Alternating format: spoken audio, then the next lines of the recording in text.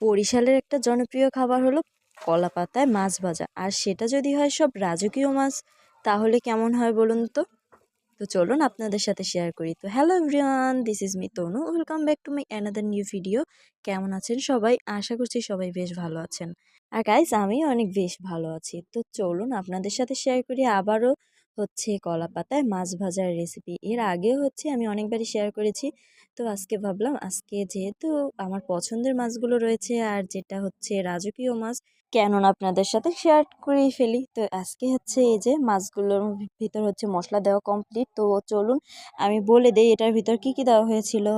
হলুদ, মরিচের গুঁড়ো, আর ধনিয়া গুঁড়ো, জিরা গুঁড়ো, আর এই যে পেঁয়াজ, রসুন, কাঁচামরিচ, এগুলো তো থাকবেই। আর এটার ভিতর অ্যাড করা হবে সরিষার তেল বেশি করে, কারণ ওটা দিলে বেশ মজা হয় এটা খেতে। আর পরিমাণ মতো লবণ, যেটা না দিলেই নয়। আমি প্রথমেই মিস্টেক করে যাচ্ছিলাম।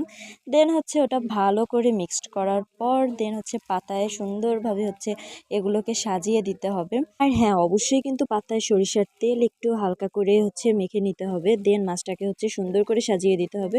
বরিশালের মানুষ এটা খেতে আমরা ভীষণ পছন্দ করি, তাই তো এটা বরিশালের সব থেকে মজাদার একটা রেসিপি। নাম করা বা জনপ্রিয় যেটাই বলুন না কেন, দারুণ লাগে খেতে। বা অন্য জেলার মানুষও যখন এই পাতায় ভাজা মাছটা খেয়ে থাকে, তখন তাদের মুখেও শুনে থাকি যে এই মাছটা সত্যি অনেক বেশি মজা, পাতায় ভাজা মাছটা।